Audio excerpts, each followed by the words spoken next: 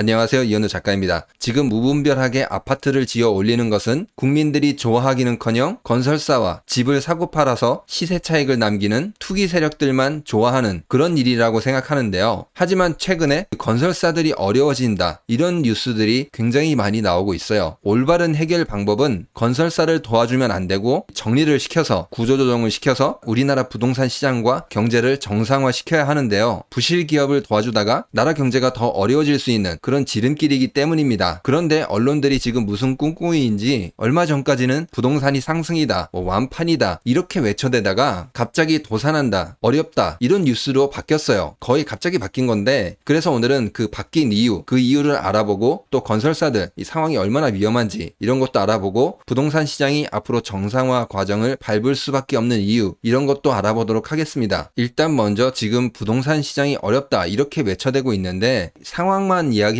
있지 말 안 하는 내용이 있는데, 지금 여태까지 들어간 돈이 굉장히 많아요. 작년부터 PF 문제가 있었잖아요. 레고랜드 사태부터 자금 시장에 돈줄이 막혀가고 있다, 건설사들 어렵다, 그렇게 해서 계속 자금을 지원해야 된다, 이런 이야기들이 굉장히 많았어요. 여태까지 그 도와주는 금액들 이거를 종합을 해보면은 170.3조입니다. 물론 다 건설사로 가진 않았는데 보시면은 많은 부분들이 건설사, 그러니까 PF 이런 것에 집중이 돼 있어요. 어마어마한 금액들이에요. 결국에는 부동산 PF와 다 연결이 돼 있거든요. 그렇기 때문에 사실상 건설사를 도와줬다 이렇게 봐도 좀 무방해요. 그러니까 언론들이 지금 정직하게 이야기해야 되는 거는 이렇게 많이 갖다 썼는데 소용이 없으니까 이제 그만해라 이렇게 이야기해야 돼요. 그런데 지금 어떻게 하죠? 그냥 어렵다 이렇게 이야기하고 있어요. 이 의미는 무엇을 의미하냐면은, 첫 번째는 이제 해도 안 된다. 그리고 두 번째는 이제 먹을 만큼 먹었으니 나는 이제 튀겠다, 그 말이에요. 봐봐, 어렵잖아. 여태까지 받은 거 못 돌려준다, 그 말이에요. 그리고 세 번째, 이건 더 악랄한 건데, 이만큼 도움을 받았는데 더 받고 싶다, 그 말이에요. 그러니까 나 이제 모르겠다고 들어눕는, 그렇게 볼 수도 있어요. 정말 악랄한 거죠. 아니 이렇게 그동안 도움을 받았으면은 죄송합니다, 감사합니다, 아니면 나중에 보답을 하겠습니다, 뭐 이런 이야기라도 있어야 되는데 그런 이야기는 전혀 없고 그냥 지금 또 어렵다 이렇게 이야기하고 있어요. 더 도움을 받고 싶은 것 같아요. 아무튼 되게 괘씸한데 이제 한 가지 확실한 것은 있어요. 시장 상황이 지금 안 좋다는 거는 확실해요. 정말 안 좋으니까 이야기하는 거거든요. 그래서 지금 시장 상황이 얼마나 안 좋은지 이것도 같이 살펴보도록 할게요. 뉴스를 보면은 중견 건설사들이 파산이 시작됐다, 이런 이야기가 나오고 있거든요. 시공 능력 상위 15% 안에 있는 중견 건설사들이 무너지고 있다. 9월에만 5개가 무너졌다. 이런 기업들이 무너졌다. 뭐 이렇게 뉴스가 나오고 있어요. 이제 많이 무너지기 시작하는 거죠. 그리고 중견, 중소 이런 기업들 다 무너진 걸 합쳐보면은 2023년 1월부터 9월 17일까지 폐업 신고된 게 총 399건, 거의 400건이 된다고 해요. 그런데 이게 작년에 비해서 같은 기간에 거의 2배 정도 이렇게 늘어났다고 해요. 그러니까 지금 빠르게 무너지고 있다, 이제 그 말입니다. 그러니까 언론에서 이야기하는 거 어렵다는 거는 맞아요. 건설사들이 어려움에 처한 건 맞아요. 어려움에 처한 이유는 간단해요. 이 부동산 PF가 저렇게 많은 돈을 퍼부었음에도 아직 해결된 게 별로 없습니다. 제가 생각하기에는 이게 참 미스테리예요. 지금 2023년 6월 기준으로 해서 금융권 합산 부동산 PF 대출이 오히려 작년에 비해서 늘어났어요. 전체적으로 보면은 돈을 이렇게 투입을 했으면 해결이 돼야 되잖아요. 그런데 지금 오히려 증가를 하고 있어요. 그러니까 문제가 더 커지고 있다, 그 말이에요. 연체율도 역시 같이 증가하고 있는데 이게 이제 해결되지 않고 연체만 된다, 그렇게 표현할 수 있거든요. 특히 보시면은 저축은행이라든지 증권사, 이제 여기가 제일 위험해요. 저축은행 연체율은 2023년 6월 기준 4.6%, 2%만 넘어도 굉장히 위험한데 그것을 훨씬 뛰어넘었어요. 증권사는 연체율이 17.3%, 엄청나죠. 진짜 여태까지 때려 부은 돈은 다 어디 갔는지 저는 이해를 할 수가 없어요. 어딘가 갔을 것 같긴 한데 지금 문제는 전혀 해결되지 않았습니다. 그러니까 이제 앞으로도 단순히 유동성 공급만으로는 부동산 이 PF 문제를 해결할 수 있다, 없다? 없다는 것입니다. 그럼 이제 이 부동산 PF가 어려우니까 건설사들이 어렵겠죠. 조금 큰 건설사들 위주로 이제 어디가 위험한지 이런 거를 살펴봤는데, 지금 보시는 자료는 한국기업평가에서 자료를 가져왔거든요. 이게 위로 올라갈수록 PF가 위험하다 이렇게 나와 있어요. 지금 제일 위험한 게 태형건설, 그리고 롯데건설, 코오롱글로벌, 동부건설, 현대건설, HDC, 현대산업개발 이 정도 된다고 해요. 이건 이제 큰 기업들만 봤을 때예요. 좀 비교를 해보려고 한국신용평가에서 자료를 가져왔거든요. 다는 아니고 이제 큰 기업 위주로 어디가 위험하냐 이런 걸 봤을 때 여기도 태형과 롯데가 상위에 있습니다. 빨간색 점을 보시면 되는데 빨간색 점이 자기 자본 대비 PF 비율입니다. 태형은 거의 300%가 넘었고 롯데 같은 경우에도 200%가 넘어서 굉장히 위험해 보이는 수치예요. 한국기업평가에서 평가한 위험도와 한국신용평가 다른 곳에서 평가한 위험도가 거의 비슷해요. 위험한 기업들이 정해져 있어요. 대기업도 지금 상황이 굉장히 위험하다 그 말입니다. 아무리 정부에서 유동성을 공급해도 부동산 정상화를 돌릴 수 없을 만큼 그게 진행이 되고 있다. 그런 의미를 나타내는 것일 수도 있어요.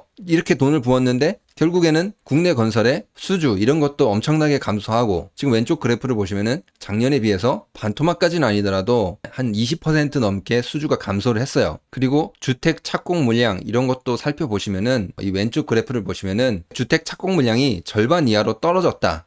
주택 착공도 못하고 있고 일은 없는데 여기 어떻게 되고 있죠? 건설 원가가 상승을 하고 있어요. 이거는 유가라든지 원자재가 상승을 해서 다 같이 상승하는 건데 2020년에 비해서 2023년 6월 2년 6개월 정도 비교를 해보면은 철근 같은 경우에는 47%가 상승을 했다고 해요. 그리고 레미콘, 콘크리트 그것도 가격이 한 32% 정도 상승했다고 합니다. 엄청나게 많이 상승을 했죠. 수익성이 굉장히 저하됐다 그 말이에요. 그러니까 지금 건설 시장이 완전히 얼어붙었는데 거기에 원가까지 상승을 해서 더더욱 어려움에 처했다 그 말입니다. 사실 대기업도 어려운데 중견이라든지 중소건설사들은 더 어렵겠죠. 우리나라는 하청이 하청을 주는 구조이기 때문에 밑으로 갈수록 더 힘들어질 수밖에 없습니다. 밑에서부터 무너지는 소리가 들리고 있다는 거예요. 그게 지금 이제 뉴스에서 봤던 중견건설사가 파산이 되고 있다 그 말입니다. 그러면 곧 있으면 뭐가 시작이 되죠? 대기업들도 같이 붕괴될 겁니다. 이미 돈을 이렇게 많이 부었는데 여기서 돈을 더 붓는다고 해도 물론 더 부을 돈도 없을 거예요. 지금 사실 무의미한 일이라는 거예요. 지금 시장 상황을 이렇게 살펴보니까 PF는 전혀 줄지 않고 연체율만 계속 늘어나고 위험한 기업들이 생겨나고 주택시장도 이렇게 안 좋아지고 아무리 노력해도 되지 않는다는 거예요. 이제 정부도 작년처럼 도와주기 쉬운 상황은 아니거든요. 이게 정말 저는 부당하다고 생각하는데 지금 정부에서 세수가 펑크가 났잖아요. 이런 상황에서도 부동산에 대한 지원이 쓸데없는 돈을 쏟아붓고 있다는 게 굉장히 나라 경제를 망치고 있다고 생각합니다. 그러면서 지금 재정 건전성 이런 헛소리를 하고 있어요. 재정 건전성이라면은 이렇게 BF 상황이 안 좋아지고 건설 시장 상황도 안 좋은데 여기에다가 이렇게 많은 돈을 쏟아붓는 거는 정말 무의미한 일입니다. 그래서 제가 처음에 시작할 때 나라 경제가 망할 수 있다 이렇게 이야기를 드린 거예요. 그러면 이제 어떤 분들이 이야기를 하세요. 건설사들이 살아야지 부동산 시장이 지탱이 돼야지 경제가 제대로 돌아갈 거 아니냐, 일용직들 이런 일자리도 생겨나고 경제가 제대로 돌아갈 거 아니냐 이렇게 말씀하시는데 이게 전혀 그렇지 않아요. 지금 이게 한국은행에서 나온 자료인데 업종별 생산성 그리고 대출을 줬을 때 이게 얼마큼 생산성을 높일 수 있는지 그런 걸 나타내는 그래프거든요. 그걸 봤을 때 부동산은 대출을 아무리 많이 해줘도 생산성이 거의 제로에 가까운 그런 사업입니다. 빨간색으로 동그라미가 돼 있는데 보시면은 위로 갈수록 대출 집중도가 높아지고 오른쪽으로 갈수록 생산성이 좋아지는 그걸 나타내는 건데 생산성이 거의 빵이에요. 그냥 부동산에 대출해줘봤자 생산성이 전혀 올라가지 않는다 그 말이에요. 그러니까 부동산 정상화가 꼭 필요하고 또 지금 그 길로 가고 있다. 아무리 돈을 저렇게 많이 부었는데도 살아나지 않기 때문에 굉장히 고통스러운 정상화 길로 가고 있다 그 말입니다. 오늘 영상은 여기서 마치도록 하겠습니다. 구독과 좋아요, 알람 설정, 영상을 만드는데 많은 힘이 됩니다. 감사합니다.